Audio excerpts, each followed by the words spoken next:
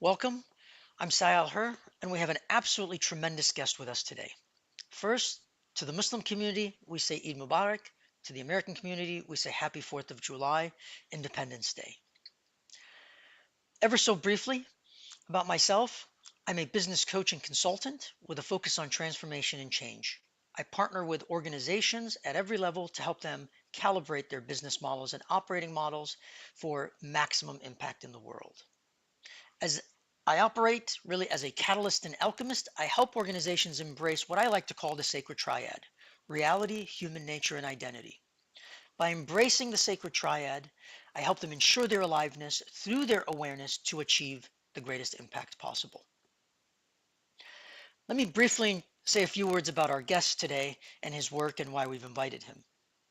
In particular, John is a historian with a focus on religious and cultural relations, interactions and conflict between Jews, Christians, and Muslims. He offers a very unique perspective on human nature and the human condition, especially in the tumultuous times that we find ourselves today, filled with paradox. His insights can be invaluable to us in better navigating the world around us. One of his most insightful works is his book, Faces of Muhammad, in which he explores the negative and the positive portrayals of the Prophet of Islam historically. The book emphasizes that Muhammad has always been at the center of European discourse on Islam. He also emphasizes in the book that the book is not about Muhammad as the prophet of Islam, but more so the figure imagined and brought to life by non Muslim European authors between the 12th and 21st centuries. The book really explores the complex history and relationship between the Western, American, European world and Islam and Muslims. The book explores the Prophet of Islam as a historical figure and really the embodiment of Islam. The book explores the core relationship between Europe and the Ottoman Empire, and there's a few key quotes that we definitely want to keep in mind as we have the conversation today. As John writes in the book, the Turks controlled much of Europe and ruled an empire that inspired fear and admiration, repulsion and desire. The book continues, the Ottoman emperors seem to have found ways to tolerate religious diversity and peaceful coexistence that Europe, driven by religious strife, was unable to put into place. And then the book emphasizes European writers traced much of this legacy back to the life and work of Muhammad himself. So as we take all those words, if you will, and digest them, we think about fear and admiration, repulsion and desire. We think about tolerating diversity and peaceful coexistence, and all of that really tracing back to the life and work of Muhammad himself. And think about how relevant that is today in the world in which we find ourselves. With all that being said, there's many lessons to be taken from John's work relative to transformation and leadership. A few more quotes before we invite John in. He emphasizes for all these 20th century Christian authors, Islam and Muhammad offer a positive, creative challenge to Christianity, an opportunity to rethink its claims to universalism and its relations with the wider world. At the core of what John is describing is fundamentally what is at the core of the nature of transformation and leadership: the challenge to rethink our worldviews, which we naturally, instinctively, intuitively claim as universal in relation to the wider world. So there is much for us to take away from the conversation today. A few more quotes again. I love John's work in his book and the wisdom he offers. As John expresses, he says, what emerges from this survey, if nothing else, is that Muhammad and Islam are integral elements of European culture. He says, for those who might think that Islam and Muhammad are somewhat marginal to Western culture, think again. And fundamentally, he, the prophet, if you will, of Islam, is an integral part of Western culture, an object of fascination and speculation for writers and artists for centuries. With that backdrop, there's much that John offers us, and that is at the core of human nature, reality, and identity. With that being said, let's go ahead and invite John, and looking forward to the conversation here.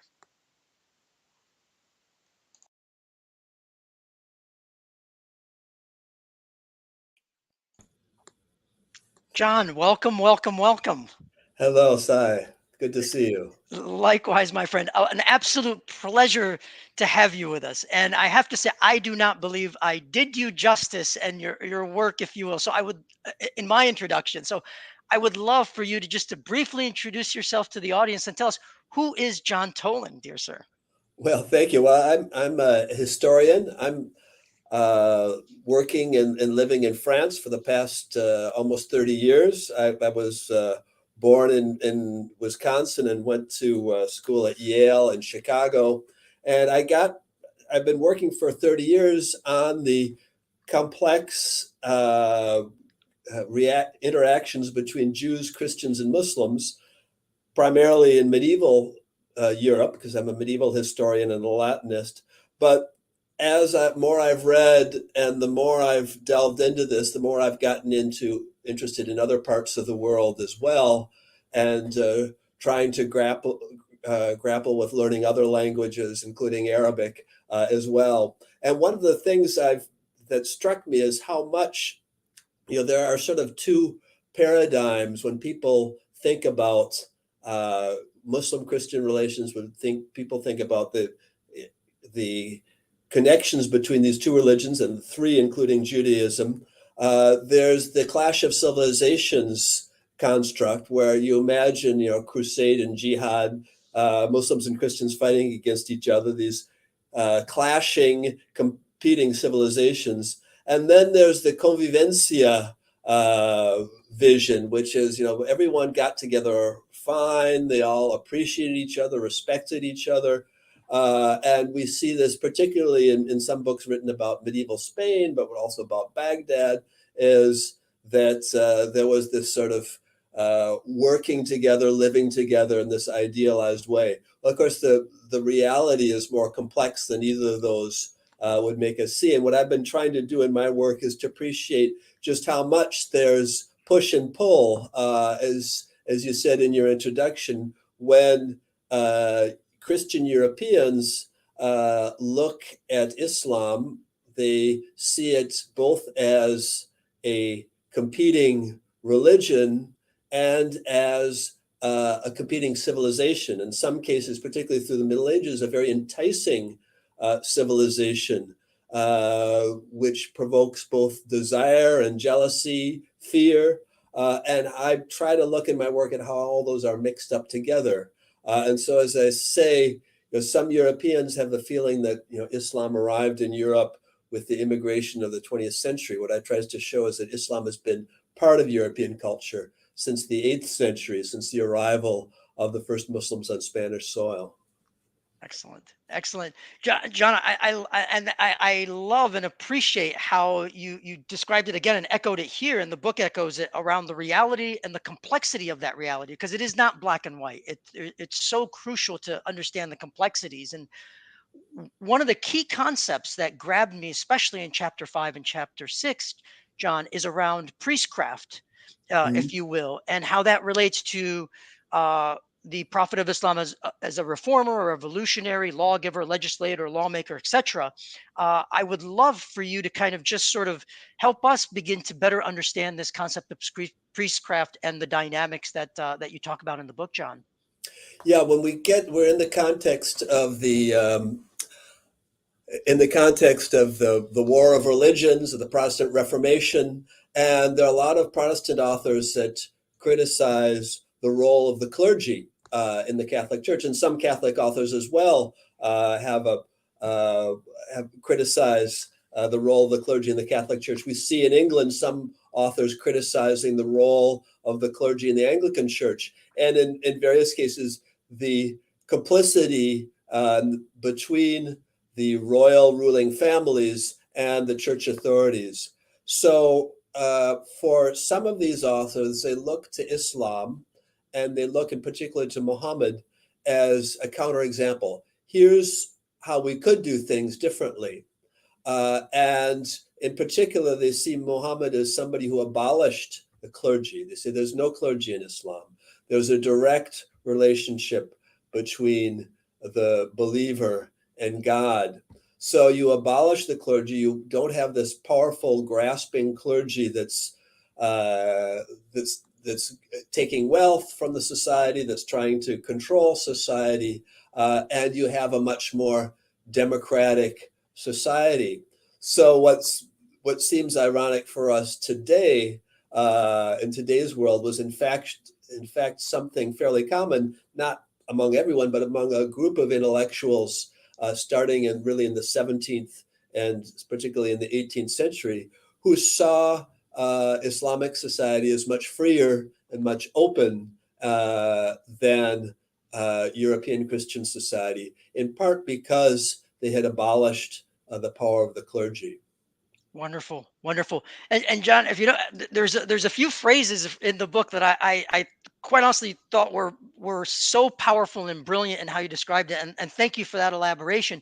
In particular, you talk about political degeneracy and religious corruption, if you will, and the dynamics there. And then you talk about, and I love this phraseology because we experience it in organizational change every day. Mm-hmm.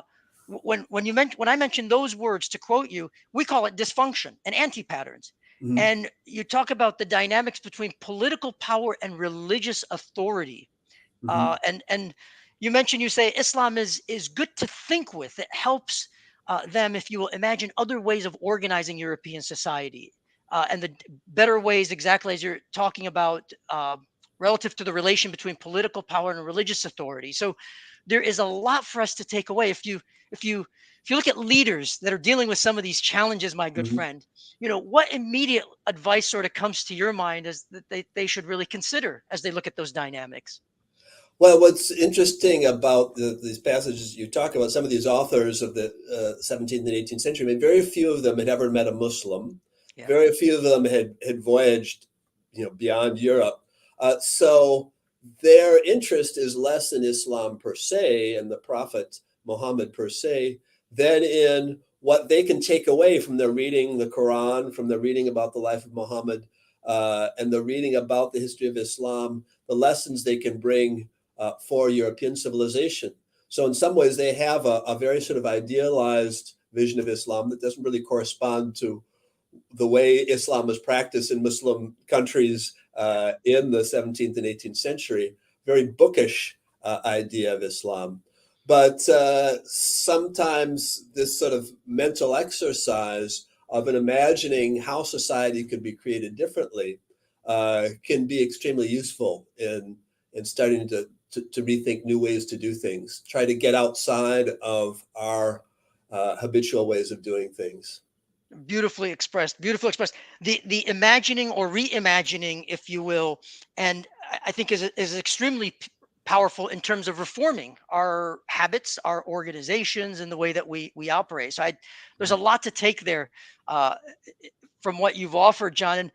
And in particular, as you mentioned, people and what have you, or how we, as I am asking about how we can take things away, I would love for you to sort of shed a little bit of light on, especially with the 4th of July coming, Thomas Jefferson and his relationship a little bit with the Quran and things of that nature, as you mentioned in your video and your book. Yeah, Thomas Jefferson bought a copy of the Quran in Williamsburg, Virginia.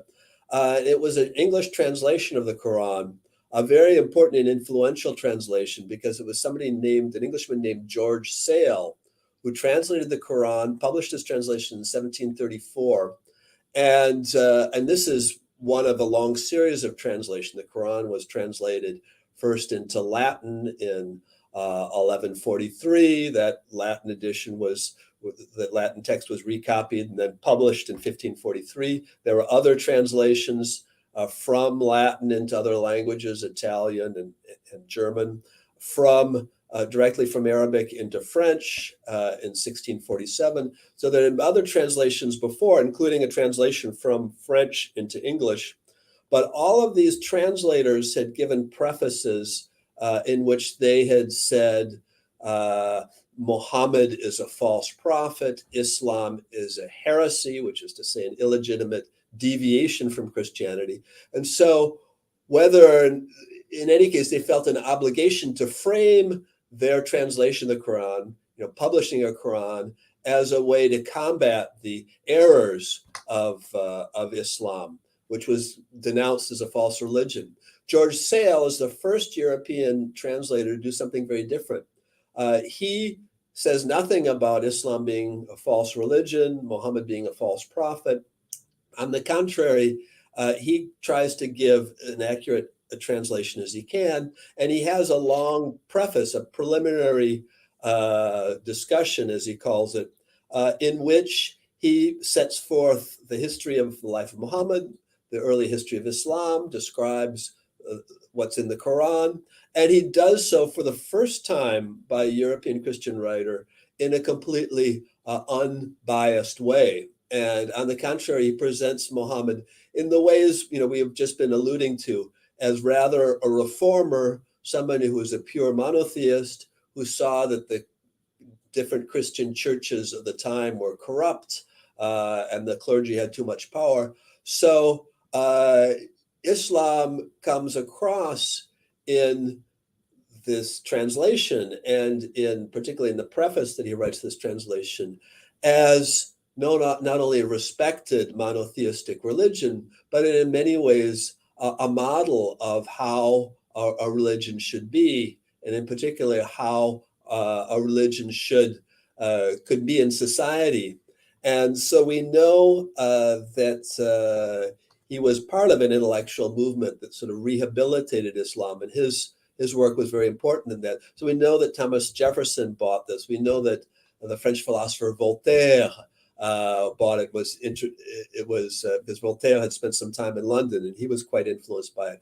Goethe, the German poet, also read and was influenced by this. So Thomas Jefferson bought it, and this book was then in his private library. And he used this Quran to give him an idea of what Islam was. And Thomas Jefferson's own vision of religion was sort of a deism, an idea that there is a God, there's a God who's a creator, this divinity that doesn't necessarily correspond to the specific beliefs of Judaism, Christianity, or Islam, but he certainly saw legitimacy in all three of these religions. And the sort of the aftermath of the story is that his library, or most of his library, then went to the Library of Congress. And when Keith Ellison was elected as the first Muslim representative in the House of Representatives, he, of course, as everyone knows, when a new member of Congress is sworn in, he or she can choose to swear on a text, sometimes on the Constitution, often on the Bible, for some Jewish members on the Torah, sometimes with no text. But he decided, I want to swear with my hand on the Quran, and not any Quran. I want Thomas Jefferson's Quran.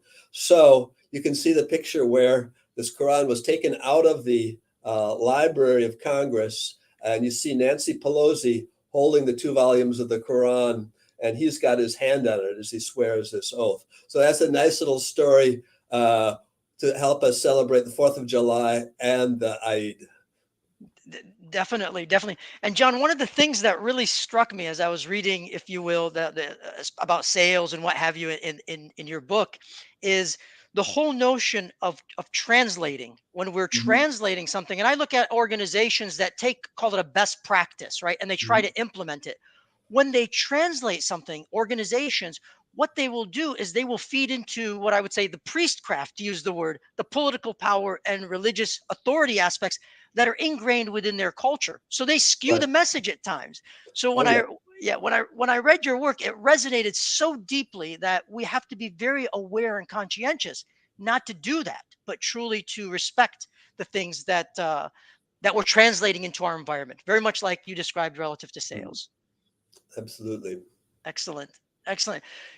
John, I know and I don't know if you'd like to add any more. One of the things, as we mentioned, Jefferson, if you will, he and your to quote, if you will, as you talk about, he really looked at the Quran as an inspired law book from one of the great, world's great legislators. Anything to emphasize from the law aspect of it, because I think that's very, very powerful. Yes, and that's one of the things that in the Enlightenment in the 18th century, a number of people start looking at the Quran. I show in my book that the Muhammad and the Quran go through various stages of the ways they're appreciated in European culture. There's of course much of what I've looked at is quite hostile.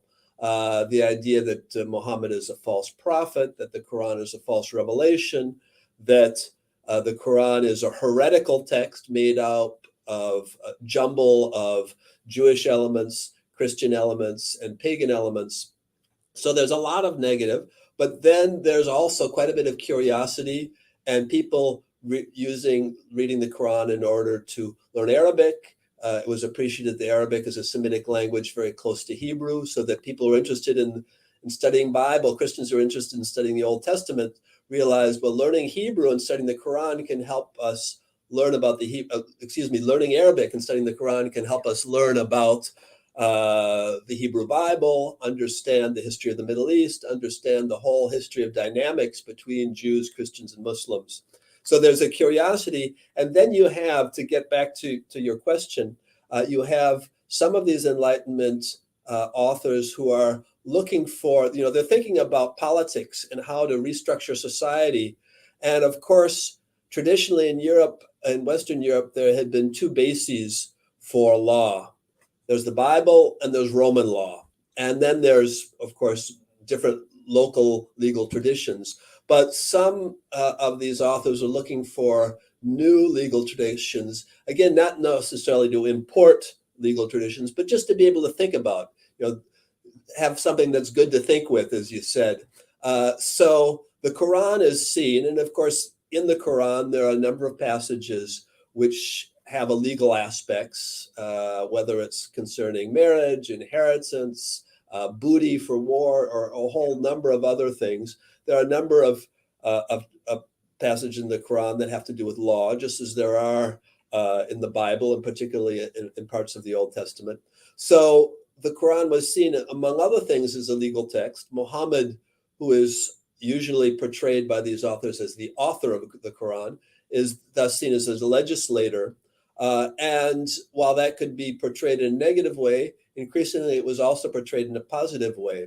Someone like Pastore, who wrote in 1787, just 2 years before the French Revolution, he wrote a book on Mohammed, Zoroaster, and Confucius as three great legislators.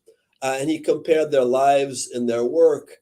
And what he was interested in doing, here you have these three figures, very different, but all representing these great three traditions. Confucius representing the Chinese tradition, Zoroaster the Persian tradition, and Muhammad the Arab and Muslim tradition. And he's interested in them, as moral figures who led, morally exemplary lives, as religious figures in the case of Zoroaster and Muhammad in particular, but principally as legislators, as men who came and brought new laws to their people. And so the idea for Pastore is to look at these three and say, there are other ways to organize societies, and that those are ways that we should study and think about as we try to think in Europe about the best way to organize a society. And of course, just by coincidence, this is written 2 years before the French Revolution. And so that kind of thought, and then he's going to be someone that's active in the revolutionary period of trying to think these things through. So for these authors, this can be a model. And then later authors too will see Muhammad as a legislator and the Quran as a book of laws. Even Napoleon looks to Muhammad as a great figure, great man, great general, great legislator. And we can even take it up to 20th century United States, where if you look at the frieze of the world's great lawgivers done by Adolf Weinman in 1935, this frieze in the Supreme Court, Muhammad is one of the great lawgivers. You see them holding the Quran in his hand. Excellent, excellent. You're ahead of me, my good friend, and definitively, and I love it. And I really want to emphasize to the audience the use of the description and the use of the language that you're applying is so vital for us to really understand and appreciate, because you talk about religions as traditions, if you will, in that Right. sense. That's so powerful. You talk about using those traditions to organize societies. It's so powerful for how we would organize and operate our organizations and our societies, of course. And likewise, the role of those traditions being absorbed through legislators. So the language is so attuned to, if you will, the work that you do, and very open, as I've shared with you, the work that we do in transformation and leadership. And that's one of the greatest reasons I have an appreciation for your book in particular, dear sir. So tremendous.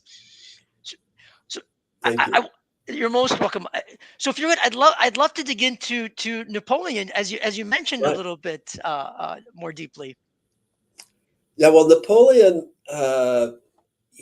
Napoleon went to Egypt, of course, in 1798, conquered Egypt, which became part of the French colonial empire for a very brief period, 1798 to 1801. It didn't work out too well for the French, who were eventually expelled by an alliance of the Mamluks, the Ottomans, and the British.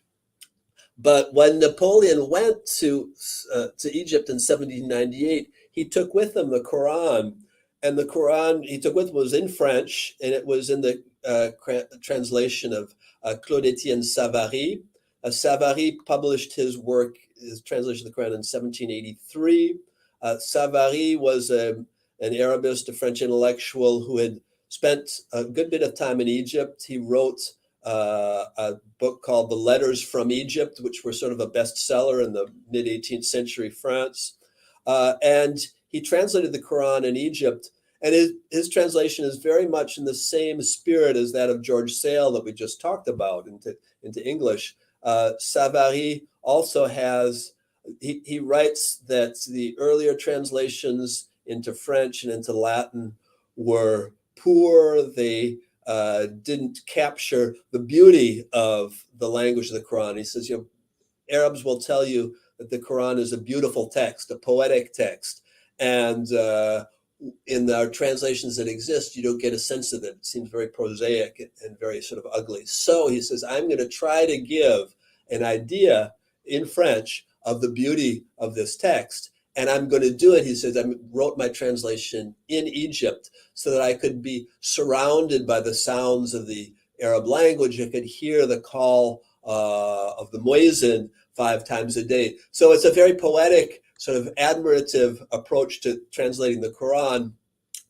And in his preface, he, like the other authors and like Sale, has a long preface, and he spends a lot of it giving a life of Muhammad, whom he presents as a great man, a hero, and not that Savary wasn't a Muslim. He doesn't say that he believes he was a prophet of God, but he says that he believes that Muhammad was a sincere reformer, a great man, and a great leader. He says he's one of those rare men that comes into this world and changes the course of history. So here Napoleon is reading this as he's on the boat going to Egypt. And I like to think of him reading these passages about Muhammad and thinking, well, I'm going to do this too. This is me. I'm going to change the course of history. And a number of times, so several other authors compared indeed Napoleon to Muhammad. The French poet Victor Hugo, the German poet Goethe, both compared him to Muhammad. And this was a very, meant to be a very positive comparison. So at any rate, Napoleon gets to Egypt, and he likes to walk around holding his Quran to show to the Muslims that he respects Islam, that he respects the Prophet. He even goes to Al-Azhar Mosque and has some of the ulama explain to him various passages of the Quran. So he's doing a real sort of PR campaign, we would all, to translate it into today's language. He wants to convince the Egyptians that he's not an infidel, he's a friend of Islam. He even starts circulating rumors that he's ready to convert. He asks the ulema, the religious elite in Cairo, to pronounce the Friday prayer, the khutbah, in his honor. And this is the prayer that's pronounced in the honor of the current ruler. And they said, we'd be very happy to pronounce the khutbah in your honor just as soon as you convert to Islam. And he said, well, I'd be happy to convert, and my army too, but there's only a couple problems. One, they don't want to be circumcised, and two, they like to drink wine. And so there was a whole negotiation to try to find ways to accommodate this. But in the long run, of course, the Egyptian campaign is a failure. There are a number of revolts, in particular in Cairo, which the French army crushes bloodily. And then finally, Napoleon returns to France in order to participate in the coup d'etat, which brings him to power. And the French army that's left, finally, a couple of years later, has to negotiate their withdrawal. So this was a fascinating image. And later in his life, Napoleon writes about Muhammad and writes about the Quran with some admiration. I mean, he says that Muhammad is the most misunderstood of historical figures, and that he was a great man. Yeah, yeah. There's a few things that really struck me, and I love the way that you describe everything and capture the stories around and the context, if you will. Definitely an admirer, if you will, as you mentioned, something of a role model, if you will, Mhm. really emphasizing. And I remember reading it, if you will, how uh, the prophet of Islam motivated his people to accomplish great things, and the Right. eloquence is his gift of persuasion. And especially for someone like Napoleon, to view someone, a historical figure, as a model statesman and conqueror, Mhm. in that motivation, someone who's, as again, quoting from the book, as he saw someone who was far more successful conqueror than Napoleon, Right. is Right. pretty substantial. And to think Napoleon would think that thought, even for that matter. Yeah, well, Napoleon at the end of his life, of course, he had been defeated by the English and their allies, and he was sent by the English to this island of Santa Helena in the South Atlantic, where they figured he's far enough so that nobody's going to be able to rescue him. He won't be able to escape. And that's there. You're surrounded by a few friends and colleagues that he writes his memoirs, and of course is uh, thinking about his great successes, but also his ultimate failure. And clearly, his Muhammad, the way he describes it, he's not so much interested in the religious aspects. He's more interested in him as a strategist, a Yeah, statesman, a legislator, and somebody who had really succeeded, where unfortunately I failed. I'm yeah, sent to this island in the Atlantic. yeah. And those truly are the fundamentals of leadership, whether you're leading an Right. organization or an army, or any unit for that matter. So there's many lessons. Mhm. John, I'd like to ask you a question, if you will, if relative to all the authors that Mhm. you've seen you've encountered in the translations and what have you, as you kind of zoom out, there's different motivations. Some of them are more balanced, some of them are less balanced in the Mhm. translations that they take on. Any particular patterns or things that grab you, or insights that you encountered that you'd love to share with us, relative to those authors? Yeah, I deal with a wide range of authors, going from the 12th century to the 21st, and authors in writing in different languages and in very different circumstances. But what struck me with almost all of these authors was that what they think about Islam and what they have to say about Islam and about Muhammad has less to do with Muhammad or Islam in itself. Yeah, It has to do with their own preoccupation, their own society. And what is the role of religion? What should the role of religion be in our society? What's the right relationship between the church and the state? what are the political lessons that we can think? What do you think about immigrants in our society? So all these things, different issues, or what do we think about religious tolerance? Why, in the 16th and 17th centuries in Europe, why are we killing each other over a religion, Protestants and Catholic? Or look at the Ottomans, they have all these people of different religions and they're able to live together peacefully. Why can't we do this? So there are very different ways of approaching Islam, but often their approach to answer questions that have, in fact, nothing to do with Islam. Yeah, yeah. I think that's so crucial, thinking about exactly to your point, the questions they're trying to answer relative to their context, and that truly is their intention. It isn't anything else to absorb whatever learnings they have to go after those questions and those motivations. Extremely powerful. Thank you for that, John. Um, as you mentioned the Supreme Court. I Right. would love for you to, especially, I have to be very open to. I'm a huge fan of the Supreme Court, a huge fan of the history and the justices and the vital role it plays in the separation of powers in our Mhm. government. I would love for you to share more about the presence of the Prophet of Islam in that context.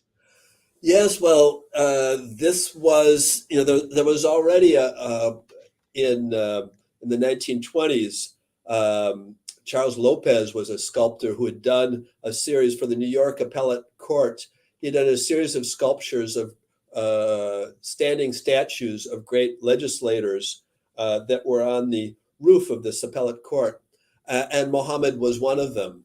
And then, so this sculptor, and so the idea again is that the bases for justice are not merely European and American tradition. There's something universal and that are embodied in all of these figures. And you see Confucius again in these friezes or in these sculptures. So in 1935, Weinman did these sculptures, these friezes throughout the Supreme Court, including allegorical figures of justice and so forth. But these 18 lawgivers that go from, that are in chronological order from Hammurabi in ancient Sumeria up to one of the recent Supreme Court justices.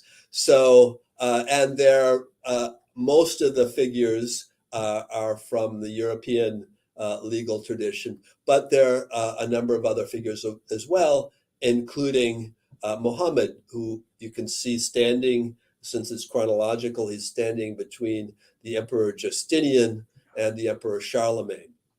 And in the 1990s, I think it was, there was a Muslim American group that wrote to William Rehnquist, who was at the time the Chief Justice of the Supreme Court, and asked that the image of Muhammad be removed or at least covered up because it was offensive to Muslims. And he refused to do so. He did ask an Iraqi American mufti to write a fatwa, a learned piece of legislative advice, as you will, that he asked the question: Is this offensive? Is this prohibited? And he says the fatwa was just 25 pages long, is quite thoughtful and quite interesting. And he says that, well, first of all, there is no clear prohibition in Muslim law to making an image of the Prophet. And even if there were a prohibition, the sculptor isn't Muslim, so it wouldn't apply to him. And he said, what was interesting, he said, well, while some Muslims might be offended, there are much more offensive images of the Prophet in European culture. And there's been many Europeans and Americans have had negative images of the Prophet. He says, when I look at this image, I don't recognize him as the prophet of my religion as I know it, but I see that it's a very positive image. It's a great lawmaker. So we should be thankful for this image of the prophet and not want it covered up or taken down. Thank you for that, John.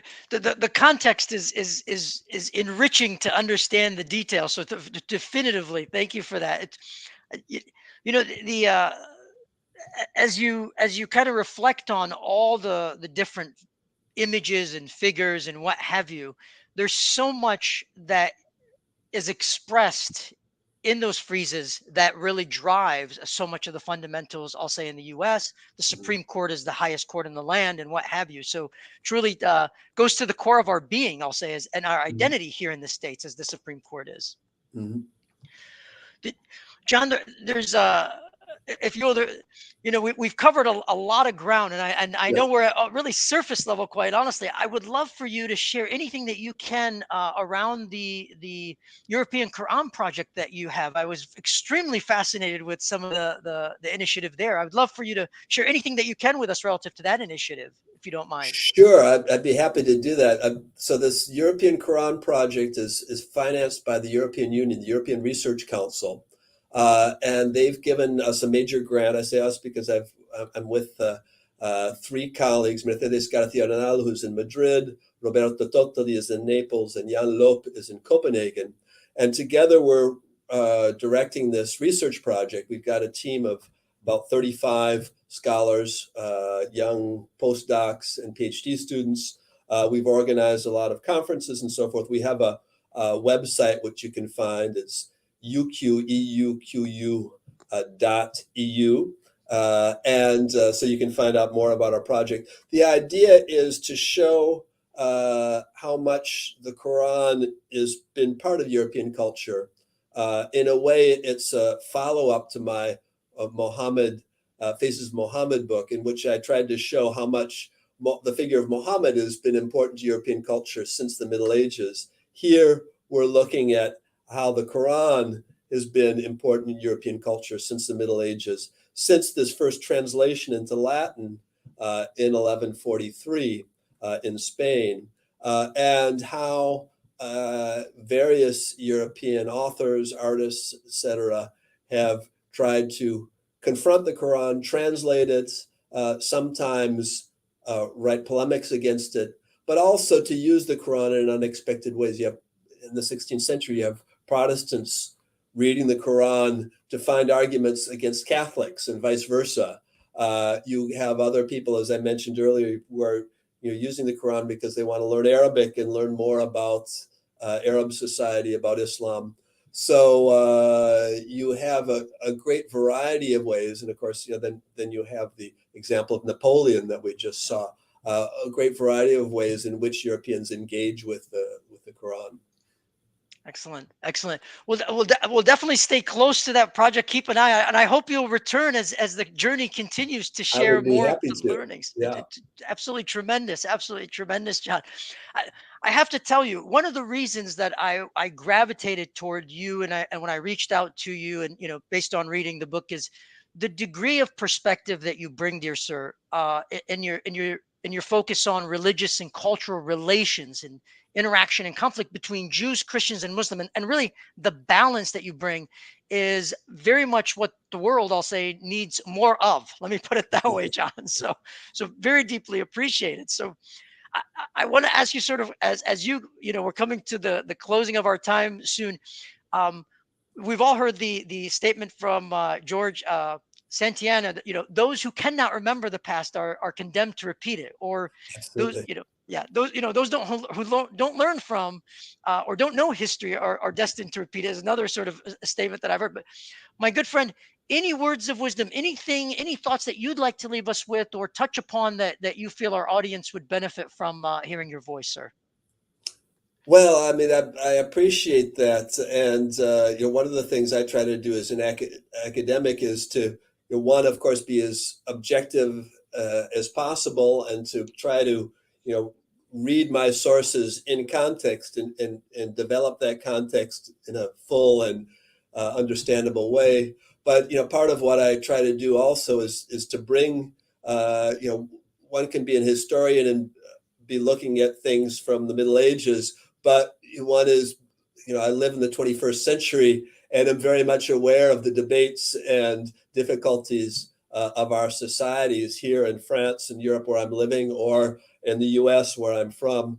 So, I like to, and one of the things I enjoy about, our exchange here is to look at what these lessons that this history can have for contemporary society. And again, the lesson is when one looks to Islam today, one sees a lot of caricaturing of Islam,